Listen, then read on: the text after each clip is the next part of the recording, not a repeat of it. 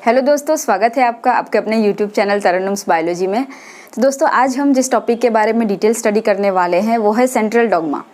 हम जानते हैं कि डीएनए के ऊपर जो जेनेटिक इन्फॉर्मेशन लिखी हुई है उस जेनेटिक इन्फॉर्मेशन को डिकोड करना बहुत ज़रूरी है, क्योंकि हमारी बॉडी में जो भी प्रोटीन सिंथेसाइज हो रहे हैं उसका पूरा जो नक्शा है, पूरी जो डिटेल्ड इन्फॉर्मेशन है वो डीएनए पर एक इबारत के फॉर्मेट में लिखी हुई है। तो उस इन्फॉर्मेशन को डिकोड करना, उसे ट्रांसलेट करना, उसे समझना बहुत ज़रूरी होता है। और उसे समझने के लिए जो जेनेटिक इन्फॉर्मेशन जिन अलग अलग स्टेप से होकर गुजरती है उसे ही हम कहते हैं सेंट्रल डॉग्मा। तो आइए देखते हैं सेंट्रल डॉग्मा एक्चुअल में क्या प्रोसेस है।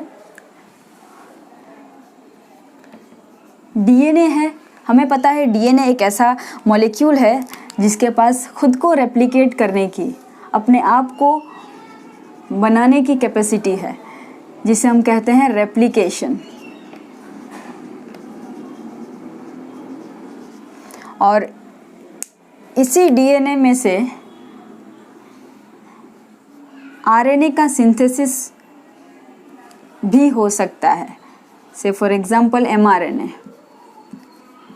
और एमआरएनए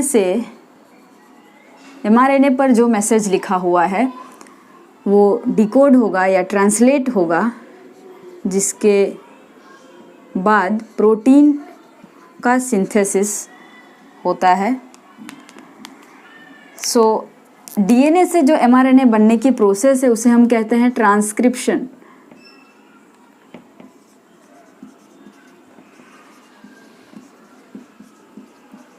एंड एमआरएनए में से प्रोटीन बनने की जो प्रोसेस है उसे हम कहते हैं ट्रांसलेशन।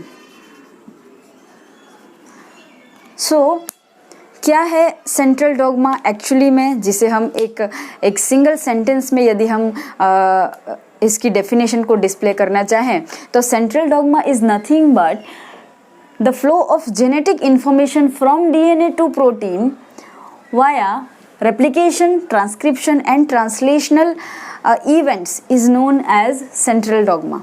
तो एक डायग्रामेटिक रिप्रेजेंटेशन से हम समझने की कोशिश करते हैं कि सेंट्रल डॉग्मा एक्चुअल में क्या है।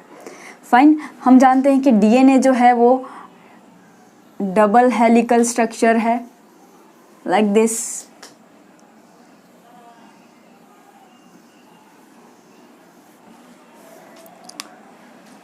जिसमें 5 प्राइम टू 3 प्राइम डायरेक्शन में एक स्ट्रैंड है और दूसरा स्ट्रैंड 3 टू 5 प्राइम डायरेक्शन में है। और न्यूक्लियोटाइड अरेंजमेंट हम जानते हैं इस तरीके से।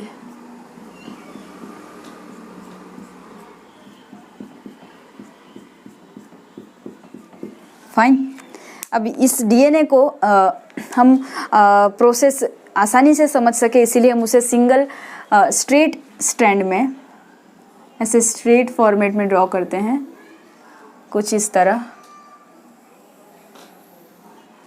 This is 5 prime to 3 prime and this is 3 to 5 prime end. और उसमें हम न्यूक्लियोटाइड बेसिस जो है न्यूक्लियोटाइड्स उसे अरेंज कर देते हैं।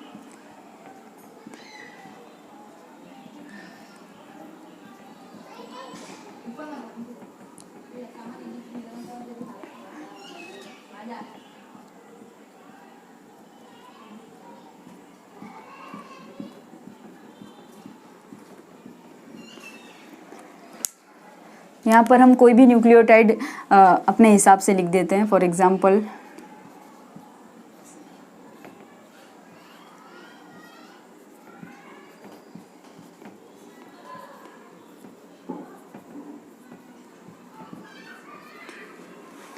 इसके अपोजिट वाला जो स्ट्रैंड होगा वो इसके एकदम पूरक होगा या फिर इसके कॉम्प्लीमेंट्री होगा।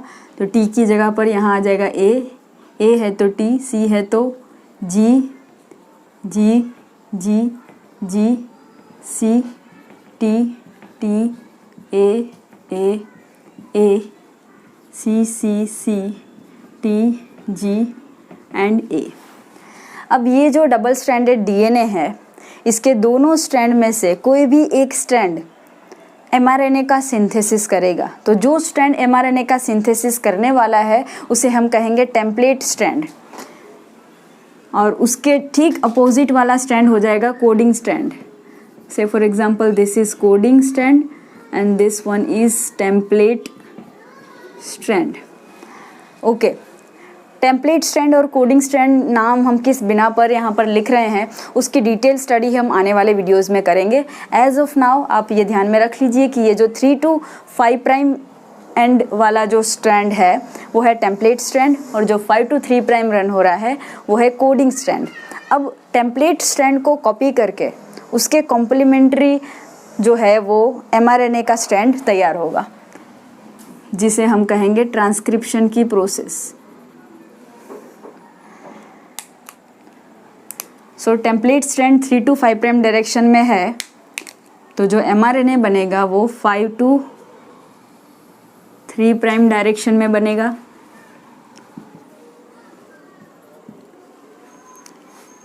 इसमें भी हम न्यूक्लियोटाइड अरेंज कर देते हैं।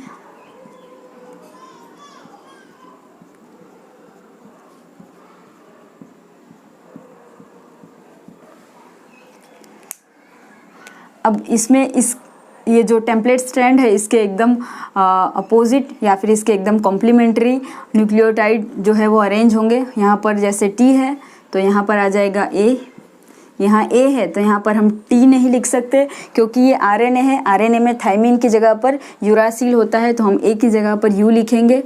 C है तो G C की जगह पर G की जगह पर C।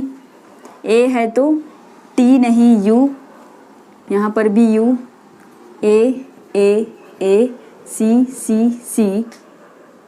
U G and A। Okay, तो ये जो mRNA स्ट्रैंड अभी रेडी हुआ वो इस टेम्पलेट स्ट्रैंड के कॉम्प्लीमेंट्री होगा, मीन्स इस टेम्पलेट स्ट्रैंड के पूरक होगा। जिस प्रकार इस टेम्पलेट स्ट्रैंड के पूरक ये कोडिंग स्ट्रैंड है, मीन्स ये जो टेम्पलेट स्ट्रैंड है कोडिंग स्ट्रैंड इसका पूरक है और mRNA भी इसका पूरक है। तो हम ऐसा कह सकते हैं कि ये जो mRNA है वो कोडिंग स्ट्रैंड के जैसा ही हूबहू दिखेगा। mRNA और कोडिंग स्ट्रैंड इन दोनों पर जो भी मैसेज लिखा हुआ है कोडिंग फॉर्मेट में वो एक दूसरे से एकदम मिलता हुआ दिखाई देगा। यदि आप उसको कोरिलेट करते हैं तो आपको सिर्फ एक ही डिफरेंस नज़र आएगा कि आपको DNA में थाइमिन नाइट्रोजन बेस दिखेगा और RNA में आपको यूरासिल दिखेगा। So that is the only difference. उसके अलावा पूरा mRNA and coding sequence both are same. Okay, तो अब ये जो DNA में से mRNA बन गया उसे हम क्या कहेंगे? उसे हम कहेंगे transcription.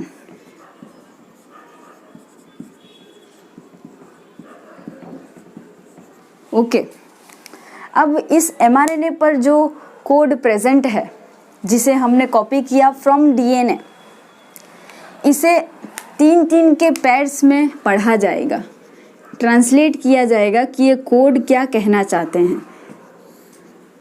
Like this in the pair of 3, और ये जो 3 के फॉर्मेट में हम इस कोड को पढ़ेंगे इसे हम कहते हैं कोडोन्स। इसे हम क्या कहेंगे? कोडोन्स। ओके, अब हमें एक चीज़ जान लेनी चाहिए कि हमारी बॉडी में टोटल 64 कोडोन्स हैं, जिसमें से 61 जो कोड्स हैं वो अमीनो एसिड को कोड करते हैं। 61 जो कोडोन्स हैं वो अमीनो एसिड को कोड करते हैं, प्लस 3 कोडोन्स जो हैं वो किसी भी अमीनो एसिड को कोड नहीं करते हैं। फाइन, तो उन 3 कोडोन को हम नॉनसेंस या फिर अर्थहीन कोडोन के नाम से जानते हैं, जिन्हें दूसरे शब्दों में स्टॉप कोडोन पर कहा जाता है। उनके नाम है UAG, UGA and UAA। Fine, ये जो 3 कोडोन हैं इन्हें हम कहते हैं स्टॉप कोडोन या फिर नॉनसेंस कोडोन या फिर हिंदी में अर्थहीन कोडोन। ये कोडोन जो है वो किसी भी अमीनो एसिड को कोड नहीं करते, इतना हमें याद रखना है, ताकि इस श्रृंखला में जहाँ कहीं भी ये कोडोन आए वहाँ पर किसी भी अमीनो एसिड को हम ऐड ना करें। तो अब यहाँ से हम प्रोसेस को आगे बढ़ाते हैं। mRNA पर जो भी कोडोन लिखा हुआ है, जो भी संकेत है, उसके अनुसार इस mRNA के सामने अमीनो एसिड जो है उसका अरेंजमेंट धीरे धीरे अब शुरू होगा। मान लीजिए पहला कोड जो है वो AUG है, तो यहाँ पर first amino acid formylated methionine आ जाएगा, which codes for AUG codes for methionine. Then मान लीजिए ये 3 कोड है, ग्लाइसिन को कोड करते हैं। मान लीजिए ये जो 3 है वो ल्यूसिन है, this is for lysine, this is for glycine and so on. और यहाँ पर लास्ट में आप देखिएगा तो आपको समझ आएगा कि ये जो UGA कोड है वो स्टॉप कोडोन से बिलोंग करता है, जो किसी भी अमीनो एसिड को कोड नहीं करेगा। इसीलिए यहाँ पर अब फर्दर कोई अमीनो एसिड आकर ऐड नहीं होगा और ये अमीनो एसिड का एडिशन जो है वो यहाँ पर हॉल्ट हो जाएगा, यहाँ पर स्टॉप हो जाएगा। So that is why this codon is known as stop codon. Fine. और ये जो अमीनो एसिड्स हैं वो एक दूसरे से पेप्टाइड बॉन्डिंग से जुड़ जाएंगे। This bonding is known as peptide bonding.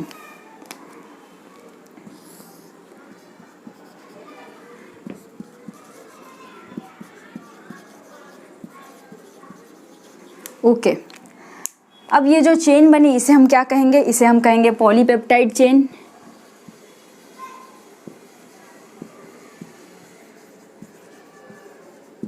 Of amino acid, जो कि अल्टीमेटली प्रोटीन है।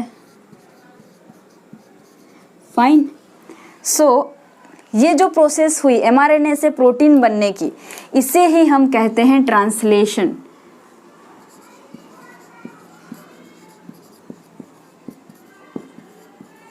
फाइन। सो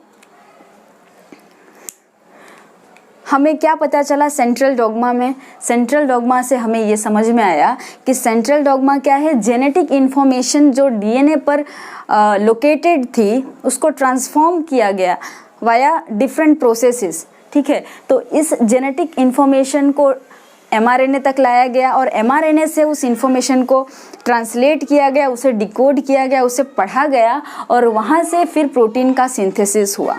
सो अल्टीमेटली हम ये कह सकते हैं कि यहाँ पर हम रेप्लिकेशन भी मेंशन कर दें पहले। डीएनए खुद को रेप्लिकेट कर सकता है, so this is replication. So what is central dogma? Central dogma is nothing but the transformation of genetic information from, or the transfer of genetic information from DNA to protein via replication, transcription and translation. Okay, so this is all about the central dogma. तो आज हमने central dogma की detail study की। इसके आगे के जो भी प्रोसेसेस हैं उनकी डिटेल स्टडी हम आने वाले वीडियोस में करेंगे। Thank you.